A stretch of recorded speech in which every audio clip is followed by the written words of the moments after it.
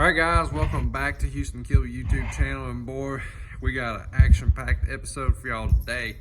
We got a lot of stuff to talk about, got a lot of stuff going on with GTO. What is all this shenanigans going on right now with the motor? All kinds of things.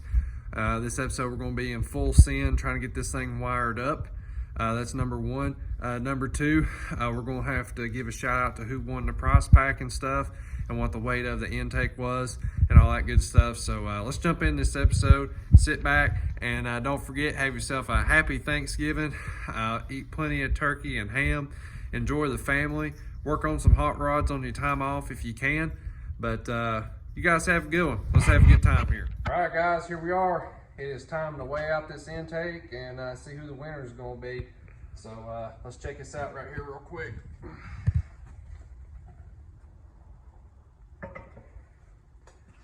All right, and the weight will be right here. Look there, 47 pounds. 47 pounds is the answer. So I'll go through the comments, look there and see who's going to be the winner. So good luck. All right, guys, so Gene just picked up his prize pack and stuff. He actually come down to the shop. He's a local guy, which is really, really cool. Most of the time, everybody that wins is normally way out of state, but this time he's actually a local guy, so it's really cool that he was able to come down to the shop. He wanted to check out the GTO and see what all was going on in that deal. So we definitely, big shout out to him. Congrats on winning the prize pack, and it's time to get back to working. Did you run my battery, Dad? Heck yeah, man. Can't have nothing nice. Never. And then one of our jobs don't get done right. Yeah, that's why nothing gets us. All right, so Jesse's working on the firewall. He's getting ready to cut a hole out for one of our grommets. And then when he gets done with that, he's got to drill a hole in our header over here for our O2 sensor. We got a lot of stuff we got to rocking and rolling right now, guys. All right, guys, well, Jesse's working on that firewall there. I've got to work on a aluminum fitting here and do some welding on this. And I definitely don't suggest this, like to, weld on aluminum AN fitting, especially for fuel lines. But for our situation, I've got a kind of in a bind here, so I need to get it made until I can get one ordered. Also had to weld up the O2 sensor bung. And yeah, guys, we're moving right along here. All right, guys, just kind of giving an update of where we are right here in this section of the build. Just got the intake and stuff back from Dad, getting ready to do a little bit of fab work on that. We've got sensors and stuff that we got to get put on the intake. I'm just trying to figure out where they are going to go. We've got to get the map sensor and all that stuff on there, but this is really, really close to the windshield and stuff.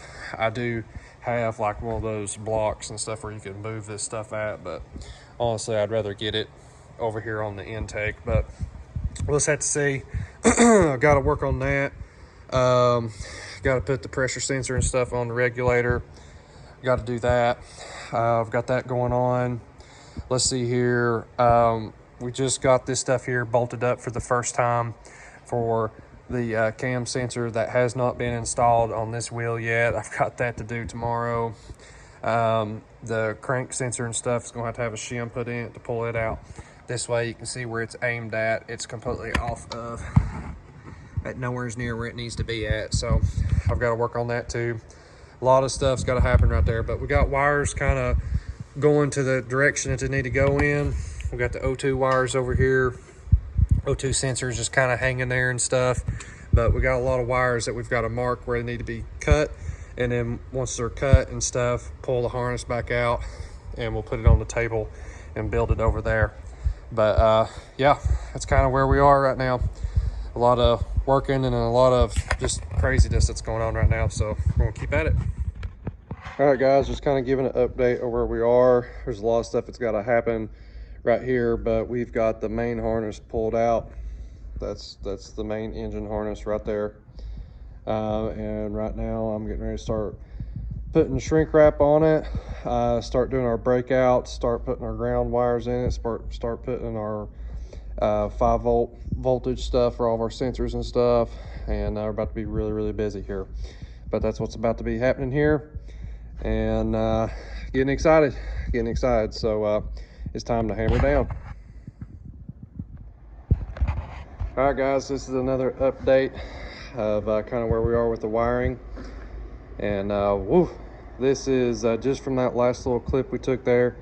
This is literally like 2.5 hours, almost 3 hours later, just to get to this point to where we're putting the main shrink wrap on.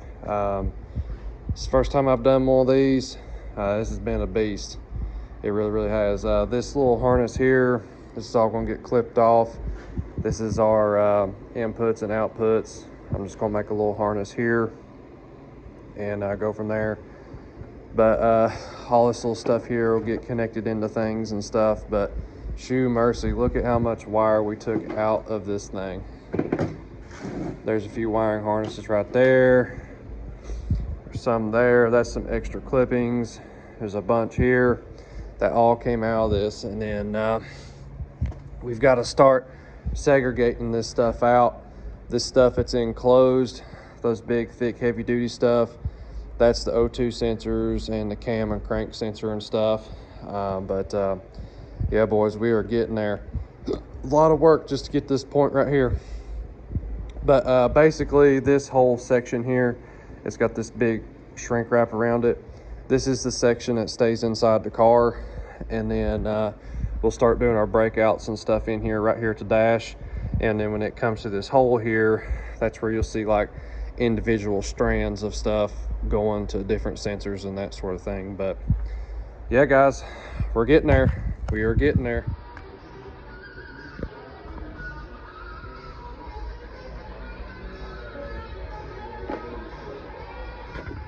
All right, guys, getting ready to do a little bit of filming for Jonesboro Armory today. I've got out here in the field, and you know, it's time to do some advertising, put the work in. They helped us out on GTO, so we got to help them out, do some advertising. So let's have some fun and do some plinking.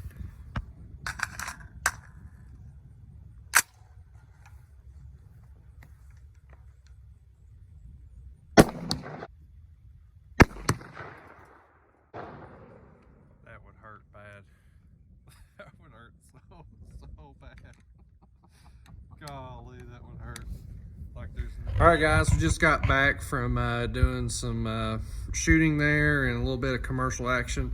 You guys get to see that coming very soon, probably here in a couple of weeks. Definitely a big shout out to Jonesboro Armory for sponsoring us on GTO. That's a huge help. They actually helped us get fuel, helped us get some sensors and some other odds and ends components that we were needing to get this thing started up. And we're in full blast right now on this deal. So again, thank you, Jonesboro Armory. We're going to be doing some more shooting with them in the future. Going to be doing some more commercials in the future and stuff. You guys have seen commercials that we've done in the past for them, basically just some short advertisement videos and stuff we've done. That's some of the many different things that I try to bring to the table and try to help sponsors who want to come on board or partners that want to come on board to help us out with GTO and that sort of thing. And teamwork makes dreams work. And you know, definitely, if you guys are interested in buying a firearm and you're here locally or out of state, whatever, definitely be sure and check out Jonesboro Armory. Those guys will help you out. They're into buying, selling, and all that stuff. So they're definitely a really good company to go and talk to if you're interested in a firearm, pistol, rifle, shotgun, hunting, all that good stuff. So let's get back at it and let's rock and roll. All right, guys, we're back at it again. We just got the wiring harness and stuff slapped in there for the engine. Still got a lot of stuff we got to clean up. More areas, golly, we got a mess going on right now. But we're starting to get all the connectors on it, and we're starting to look pretty good. About to take the intake back off, getting ready to put the burst panel up here, getting ready to clean this slot up and stuff up here. Jesse was helping me out with that. Yeah, so we're coming right along here, so I'll kind of give you guys an update what's going on. And we're gonna keep on rocking here. All right, guys, just got MAT, a pressure, excuse me, not pressure, got a vacuum source, got to go to a vacuum block, and I put an extra one in just right here. So just got that little project done on the intake, getting ready to weld up this hole right here, and then strolling over here. I need to clean this up where it got cut out, and then I need to weld on our burst panel that goes up here, and then clean this intake up. Once this little section here is welded up, it will be time to silicone everything up and put the top back on that there, and then the intake will be done for all the fabrication and conversion that we need to do. So long time coming, long time coming.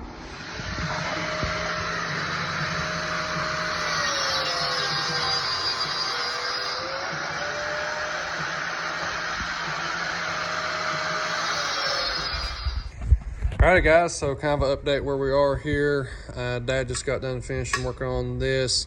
It's time for me to weld this plate and stuff on here. I need to get that welded up. Once that is done, this intake is now ready to be sealed up, siliconed up, cleaned up, and put in the car and stuff. So this thing is getting really, really close on the intake being done with all the fabrication that needs to be done on it. And that's really awesome. Very, very happy about that. All right, so let's walk on over here to the car and we'll talk about it. All right, so while Dad was working on the intake and stuff, I have been thrashing away on the engine and on the transmission and all kinds of stuff. So right now the transmission is off of the motor and stuff, and we kind of got a little problem that I've been concerned about for a while now, and that is the mid plate and stuff. If you guys can see it, the mid plate is extremely close to the flex plate. This is a thicker mid plate, and what a lot of guys do is they either cut out this ring in the center so it can clear the flex plate so you can get the transmission bolts in and out, or they will mill it down. Tomorrow we will probably take that down to Dad's shop and mill it down on the milling machine, and also put us a probably a slot down here at the bottom so that we can actually get the bolts in and out from the torque converter to the flex plate and stuff. So that's something that's going on as well. So we'll talk about the motor for a minute of what's going on here. Basically the next step between that and several little odds and ends stuff was I need to get the starter hooked up, need to get the switches hooked up. I need to bump the motor over, get it at top dead center, and set up the cam sensor and the crank sensor. So that stuff is done. I just need to get the starter stuff working and all that stuff. So all that stuff is happening as well. So I guess the next step is hook up a starter switch. Really awesome thing right there. It's about to be happening. And once that's hooked up, we can bump the motor over, get it set at top dead center, and that's why the rocker arms are off of it right now. I was also just doing a final inspection of the rockers, make sure I didn't see any issues or anything like that, and everything looked pretty good. So basically the reason the rocker arms are off of it, when you store an engine, especially when it's not going to be started in a while, you want to decompress the valve springs. That means literally just let the pressure off of the rocker and stuff. That way you're not just tearing up your valve springs while it's just sitting there. There's no reason for that, especially on race engines. Now street car stuff, not that big a deal, but race engines, very important. So we decompressed it, and when I want to turn the engine over, I just wanted to make sure the rockers was out of the way and we didn't get anything caught up on these big monster push rods there. So we're looking good, we're in good shape, and we're making a lot of headway here. So yeah guys, getting excited, very exciting. After tomorrow and the milling work is done, the flex plate will go back in it, we'll put the torque converter in it, get everything bolted up, get the transmission back up in it, and we will be smoking at that point. I guess at that point it'd be time to start putting everything back together, put the intake on it, silicone everything up, and it won't be long guys, it won't be long. So it looks like it's all in a billion pieces right now, but I tell you folks, getting really excited, really am. All right guys, Dad just got done with the mid plate and stuff. I'll show you all what all he done. We had to make the hole a little bit longer for the starter and stuff. This is where the starter gear is, and what was happening is it was just a small hole here before, and when you need to go take the starter off and stuff, the gear was too tight in this hole here and it wouldn't let you get the starter out of it. So I'm hoping with this slot here it'll let us drop the starter down and actually get the starter out of it. I don't know yet, we'll just have to see with that. Hopefully I'll fix that issue. I had him window a hole here, the slot here, so we can get a flex plate bolt in it there. I had him mill down here in this section here so that we could have an area to get a wrench up in and tighten up on a bolt. And also I had him window out this area over here so we could get a ratchet up in and tighten up on flex plate bolts over there as well. So we basically got 3 different spots that we can work on bolts with, because I'm not quite sure what it's going to take to make it work on this setup yet. This is a very, very complicated nightmare area when it comes to running a thick mid plate. This one here is a 3/8 plate. Most people run a 1/4 inch and stuff, but when it comes to this big of a motor, this much torque, this much power and stuff, you really got to have strong motor plates and stuff to make the transmission survive and make the converter survive and stuff like that. So we've got a lot of strength here that we needed, and we wanted to make sure we had. Plus, it helps the strength of the chassis as well. We don't want it to be flexing. So that's what's going on with that. All right, guys, it's Thanksgiving morning, and I want to wish everyone a happy Thanksgiving and stuff. I hope this video will go up today. And I just want to thank you all so much for watching. Boy, we're in the countdown time of getting everything put back together. Big shout out to Dad for getting our mid plate and stuff done late last night. It was about midnight. We went down there to pick it up, and we were moving right along here.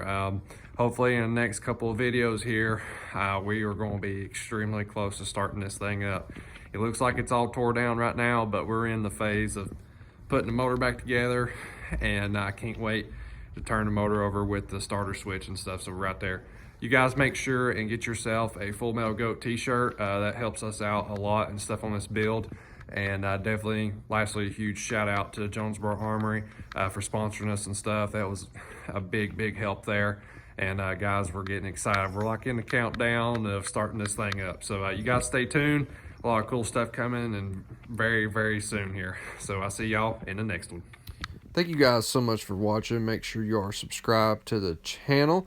Don't forget to go over to KillerMotorsports.com, where we've got all kinds of merch over there and all kinds of high performance products as well.